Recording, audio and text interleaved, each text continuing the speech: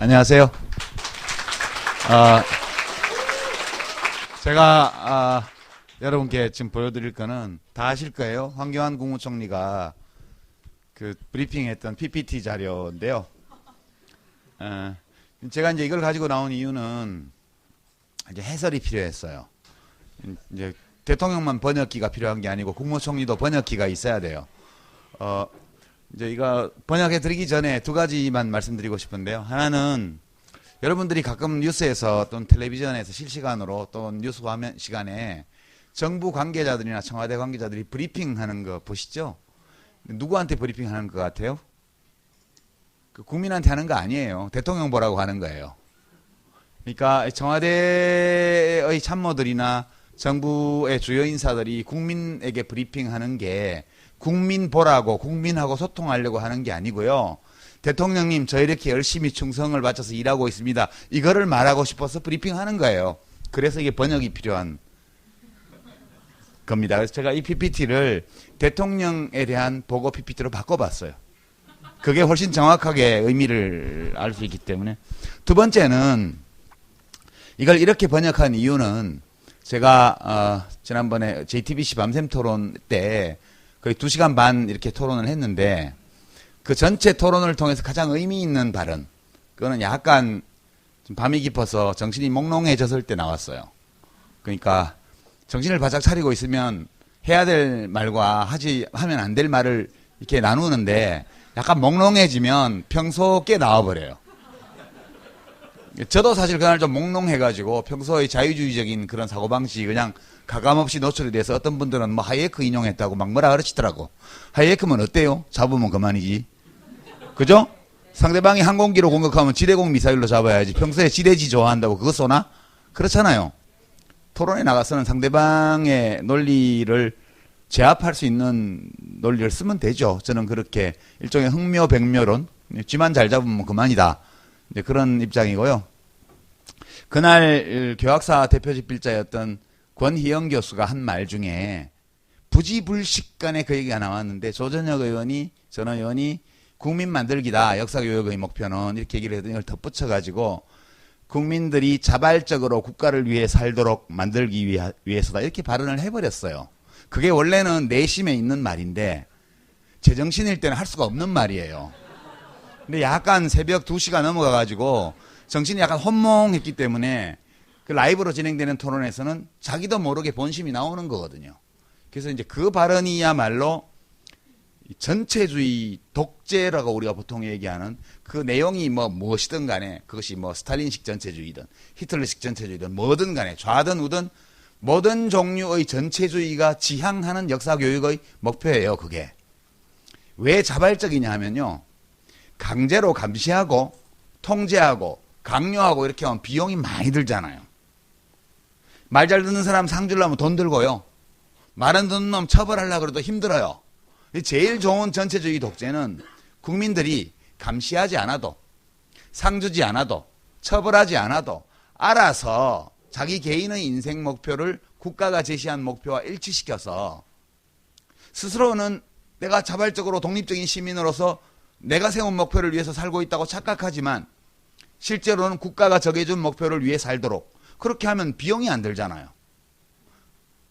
가장 효율적이에요. 그게. 그러니까 감시와 처벌만으로는 전체주의 체제를 유지 못해요. 그래서 필연적으로 전체주의를 추구하는 정치 집단, 권력 집단은 교육과 언론, 사상의 자유시장을 장악하려고 해요. 그건 모든 형태의 전체주의 국가에서 공통적으로 나타난 현상이에요. 그 표현이 바로 자발적으로 국가를 위해 살도록 만든다는 거예요. 그게 진짜 무서운 거거든요. 저는 그날 토론은 정말 보람이 있었다. 이 국정교과서 집필자들의 사상의 토대를 알 수 있는 그분들이 왜 이렇게 밤잠 안 자고 토론하는지 왜 이렇게 열심히 사는지를 이해하는 열쇠였기 때문에 그런 생각을 가진 대통령에게 내 열심히 일하고 있습니다라고 잘 보이기 위한 브리핑이잖아요. 그래서 그렇게 번역을 해봤습니다. 이게 제목이죠. 역사교육 정상화를 위해 국민 여러분께 드리는 말씀인데요. 실제로는 역사교육 국유화에 대해 박근혜 대통령께 드리는 말씀 이렇게 해석하시면 돼요. 그죠? 대통령 보라고 한 거예요. 저녁 뉴스 시간에 총리가 열심히 일하고 있군 이렇게. 예, 이렇게 말했어요. 지금 역사 교육을 받고 있는 우리 학생들에게 미안합니다. 이렇게 얘기했어요. 총리가. 실제로는 지금 역사 교육을 받고 있는 우리 학생들이 새누리당을 지지하게 해야 됩니다. 이 얘기예요, 지금. 그 김무성 씨가 엄청 좋아하잖아요. 예, 이거는 6.25 전쟁은 북한만의 잘못이 아니라던데 라고 브리핑했어요. 실제로는 사실은 모든 교과서가 북한의 남침이라고 가르칩니다. 속으로는 이 생각했을 거예요. 그러면 6.25 전쟁은 남북 공동 책임? 이렇게 이제 브리핑했는데 이 자료를. 실제로 6.25 전쟁은 오로지 북한 혼자만의 책임이라고 분명히 가르쳐야 됩니다. 그런 뜻이에요, 이게. 대한민국은 정부 수립, 북한은 국가 수립 이렇게 했는데 예, 이 세은 1919년 임시정부 법통을 부정해야 국가가 없을 때 친일을 한 건 잘못이 아니잖아요. 근데 저 시기에 1919년부터 1945년까지 국가가 있었다면 반국가 행위를 한 거잖아요. 그래서 이 시기에 국가가 없었어야만 친일이 문제가 안 되는 거예요. 그래서 예, 이렇게 얘기하는 거고요. 천안함 사건 배운 적 없다는 식으로 브리핑했죠. 순 거짓말이에요. 사실은 정부가 집필 기준에 넣으라고 한 적이 없긴 해요. 요게 뒤에 깔려 있는 거예요. 그럼에도 불구하고 그런데도 예, 이렇게 천안함 폭침에 대해서 5개 교과서는 언급했고요. 아웅산 테러도 5개 언급했고요. 청와대 121 청와대 습격 사건도 7개 중에 6개가 언급했습니다. 그죠? 이거 교과서 집필 지침으로 주지도 않았는데 이렇게 많습니다. 근데 부족하다는 거예요. 그래서 대한민국에는 교과서 검증대회가 있잖아요. 이 자료를 썼는데 이건 국민들이 이렇게 묻고 있다는 뜻이에요. 그죠? 근데 사실은 검증 제도로는 박근혜 대통령이 좋아하실 만한 교과서를 받을 수 없어요. 만들 수 없어요. 그런 뜻이에요. 그 다음에 현 교과서 집필진이 정부 상대로 소송을 남발하고 있어서 이게 문제입니다. 이렇게 했어요. 국가가 이제 정부가 좀 뭐 하려고 그래도 말 안 듣는다 그런 뜻이에요. 내심으로는 이렇게 대학 교수와 교사 따위가 함부로 소송을 내는 작대를 뿌리 뽑아야 됩니다. 예, 그런 거고요. 문제집과 지도서에는 편향된 역사관을 더욱 강조하고 있습니다. 교과서도 문제지만 문제집과 지도서가 더 문제라는 거예요. 이 이야기는 결국 대통령한테 문제집과 지도서도 모두 국정화할 계획입니다. 이렇게 얘기하는 거예요. 이런 교과서를 도대체 누가 집필하는 걸까요? 이랬는데 좌편향된 90% 역사학자가 아니라 박근혜 대통령과 똑같은 생각을 가진 사람들이 교과서를 쓰게 해야 됩니다라고 보고한 거예요. 특정 집필진이 반복적으로 참여하고 있다. 이게 이제 뭐 정교조 이런 거 얘기하는 건데요. 기존 검정 교과서를 집필한 역사학자와 교수들은 일절 교과서에 손을 대지 못하게 할 겁니다. 그런 뜻이에요. 기존에 7종 교과서 집필에 참여한 사람은 한 사람도 지금 47명의 복면을 쓴 집필진에 안 들어가 있을 거예요. 그죠? 그러니까 좌경화 교과서인데 그런 교과서를 학교에서 선택하지 않으면 되잖아 라고 학교에서 자발적으로 선택한 교과서 아니야 라고 반론을 하니까 이제 이렇게 자료를 만들었는데 실제로는 교학사 교과서를 모든 학생들이 채택했다면 굳이 국정화를 안 했을 거예요. 그렇게 얘기하는 거예요. 전국 고등학교 절대 다수가 편향된 역사 교과서로 가르치고 있습니다. 99.9%. 이 얘기는 그러나 국정화를 하지 않으면 앞으로도 교과서를 채택하는 학교가 없을 겁니다. 그런 뜻이에요. 역사 교과서 검정 체제는 실패했습니다. 이렇게 브리핑했는데요. 검정 역사 교과서로는 우리가 받은 국가주의 사상을 학생들에게 주입할 수 없습니다. 이렇게 대통령한테 보고한 거예요. 역사교육 정상화는 우리 세대의 사명입니다. 이렇게 얘기했는데 실제로는 역사교육 국유화는 새누리당의 장기 집권을 이루기 위한 박근혜 대통령님의 역사적 사명입니다. 이렇게 해석해야 돼요. 감사합니다. 이건데요. 뭐 5분도 안 걸렸죠. 그죠? 뭐 5분도 안 걸릴 거 가지고 저는 2개를 다 소개했는데 5분밖에 안 걸렸어요. 그러니까 실제로는 2분 30초짜리 브리핑이에요. 뭐 잔뜩 이렇게 준비해 왔지만 결국 제가 이제 돌려보면 대통령한테 어떻게 보고를 했는지를 상상할 수 있어요. 저도 제가 이제 정치 카페 하면서 제가 해봐서 아는데 이렇게 하면 좀 어떤 사람은 잘난 척 한다고 그러고 어떤 사람은 아저씨 개그라고 그러고 뭐 썰렁하다고 그러고 그러는데요. 저 대통령 보고 좀 해봤잖아요.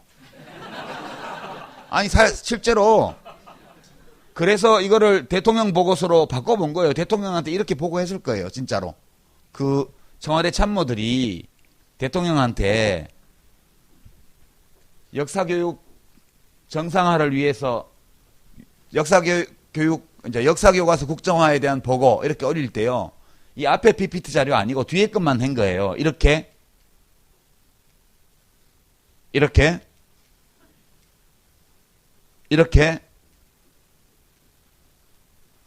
이렇게 예 이렇게 보고했을 거고요. 이것도 이렇게 보고했을 거고요. 이거 다 보고했을 겁니다. 그런데 결론은 그거예요. 대통령님이 좋아하실 만한 교과서는 나올 수 없다는 거예요. 이게 핵심이에요. 그래서 이제 하는 거고요. 자, 여기까지가 브리핑을 번역해 본 겁니다. 제가 이렇게 번역한 거는 박근혜 대통령이 문제의 근원이거든요. 아니 이 교과서 국정화는 그전에 뉴라이트들이 시작을 했지만 박근혜 씨가 대통령이 안 됐으면 이거 할 수 없는 거예요. 기본적으로 기껏해야 교학사 교과서 같은 거 만들어서 왜 채택 안 해주고 징징거리고 뭐 그런 정도의 거예요. 뭐 한강 다리에서 뛰어내릴 수도 있고 뭐 비분관계한 나머지 그런 정도인데 왜 이렇게 국가 권력을 동원해서 이렇게 무리하게 불법 탈법 아까 최강욱 변호사님이 얼마나 불법적으로 했는지 다 설명드렸고요. 그 다음에 역사 서술과 역사 해석을 국유화한다는 역사 교과서 시장을 국유화해버린다는 이것이 그 역사 인식에 대한 또는 역사 서술에 대한 그 보편적인 통설 또는 이제 역사학계에서 일반적으로 인정되고 있는 그런 역사에 대한 인식과 얼마나 동떨어져 있는지는 전우영 선생님이 아까 설명을 다 하셨어요. 근데 문제는 박근혜 대통령은 이런 걸 모른다는 거예요. 이런 걸 몰라요. 제가 며칠 전에 어디 인터뷰하면서 이메일 인터뷰하면서 어떤 사람의 지성의 깊이는 그 사람이 사용하는 언어의 어휘를 보면 알 수 있다고. 이제 박근혜 대통령은 전혁 씨의 말에 따르면 베이비 토크거든요. 베이비 토크인데 그 요새 어디 갔는지 안 보이죠? 저 전혁 씨 어디 망명했나? 박근혜 대통령 임기 말이 다 되면 나타날 거예요, 다시. 어떤 분들은 저하고 전설적인 토론 장면을 다시 보고 싶다고 말씀하시는 분도 있고요. 그렇긴 한데, 베이비 토크예요. 베이비 토크라는 거는 어휘가 굉장히 단순하다는 거예요. 그러니까 어휘가 단순한 사람은 그 단순한 어휘가 담고 있는 개념밖에 알지 못해요. 그러니까 어휘가 단순하고 표현이 굉장히 반복적이고 단순한 사람은, 예, 그, 논리의 연쇄를 인지 못해요. 그러니까 길고 복잡한 논리적 사유가 필요한 거예요. 그러니까 우리가 현재를 살아가는 사람이 과거에 있었던 일, 사료가 충분치 않고 시간의 흐름 속에서 망각되고 사라지는 이런 과거의 일들에 대해서 인식하려고 할 때 어떤 문제에 필연적으로 부딪히는지에 대한 인식이 없어요. 그리고 이제 이런 역사서술의 객관성이라는 게 뭘 의미하는지, 그리고 최대한 객관적으로 과거를 서술하려고 노력하는 역사학자들의 그 글이 왜 시대가 달라지고 사람들의 가치관이 달라지면 바뀌는지 이런 걸 이해를 할 수가 없는 거예요, 기본적으로. 예. 단지 그런 기본적인 이해가 없는 상황에서 자기가 가지고 있는 베이비 토크 수준의 역사 인식이 있어요. 이것만 옳다고 생각을 하고 이거를 진짜 교과서에 심으려고 그러는 거예요. 그래서 박근혜 대통령이 생각하는 이상적인 세상은 진짜 토탈리테리언이즘, 전체주의 국가예요. 그러니까 전체주의 국가를 제가 좋아하는 존 스튜어트 밀의 표현을 쓰면 이런 거예요. 같은 날 같은 모양으로 털이 깎이는 수천 마리의 양과 한 사람의 목동으로 구성된 사회. 그죠? 그리고 이 양들은 왜 복종하냐 하면 저 울타리 너머에서 늑대가 있어서 나를 잡아먹으러 올지 모르기 때문에, 그렇기 때문에 몇 마리 개들이 뛰어다니면서 짖어대면 그 말을 들어야 돼요.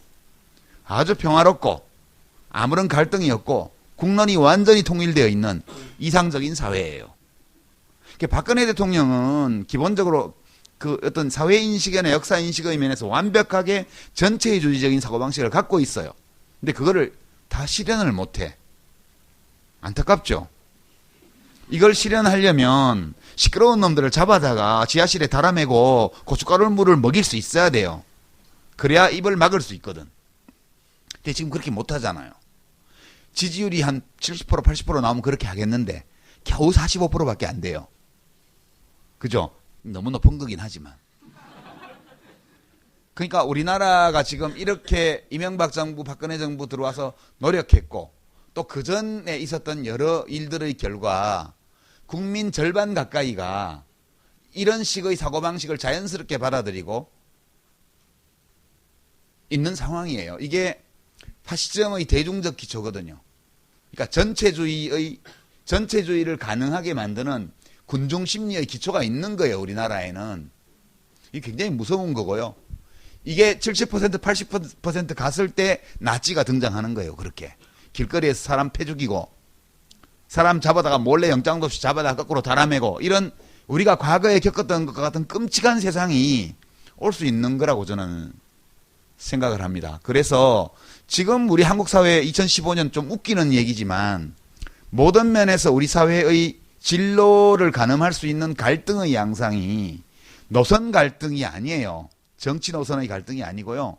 전체주의를 재구축하려는, 그러니까 민주주의의 원래의 약점인 중우정치, 대중을 허위정보와 미몽 속에 빠뜨려서 그렇게 허위정보에 빠진 국민의 숫자를 증가시킴으로써 미디어를 장악해서 일방적으로 갖다 먹이는 세계관, 현실의식, 법에 관한 의식, 역사에 관한 인식, 이런 것들을 갖다 먹여서 그 힘으로 자기들이 천년만년 특권을 누리고 그러니까 목동 노릇을 하고 나머지 국민들은 다 같은 날 같은 모양으로 털이 깎이는 양처럼 그렇게 살아가는 사회를 만들려고 하는 거거든요.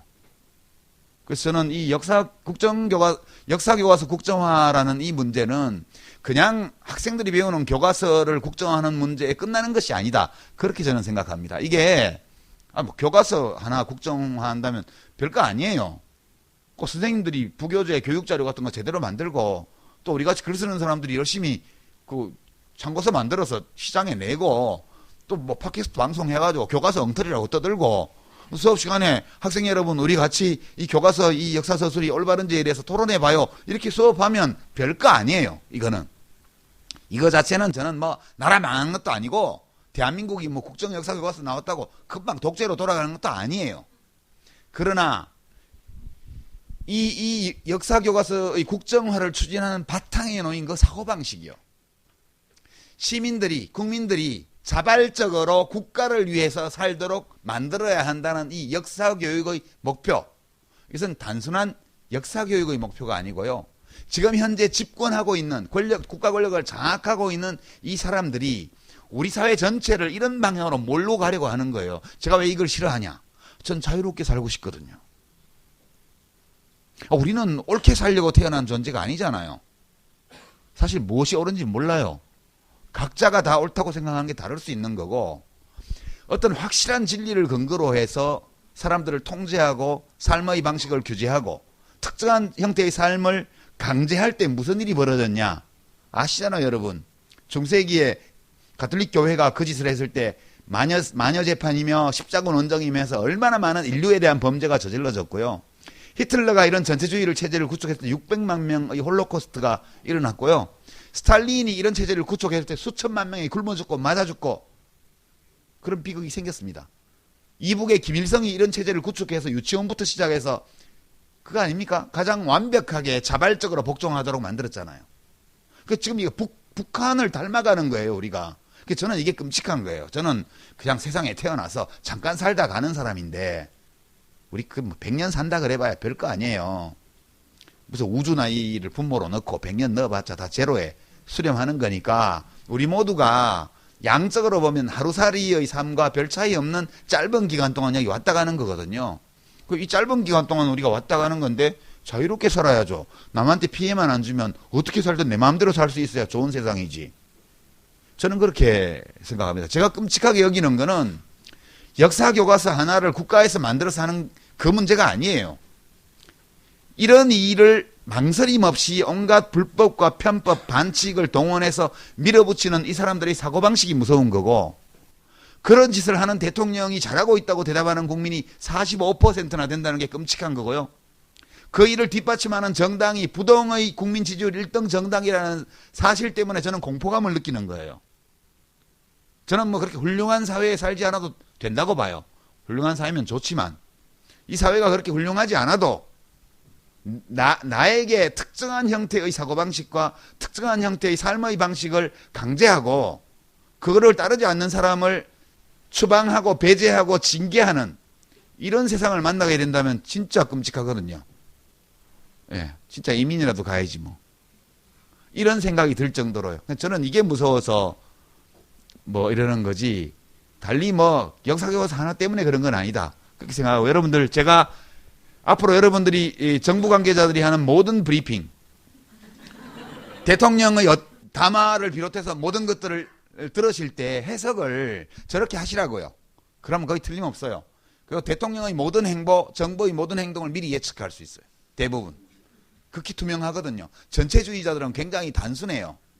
그래서 그런 점에서 여러분들이 앞으로 정부가 제공하는 모든 정보를 해석하실 때 그것을 해독할 수 있는 능력을 향상시키는데 조금이라도 기여할 수 있지 않을까, 이런 생각에서 이런 브리핑을 준비해왔다는 말씀을 드리면서 마치겠습니다.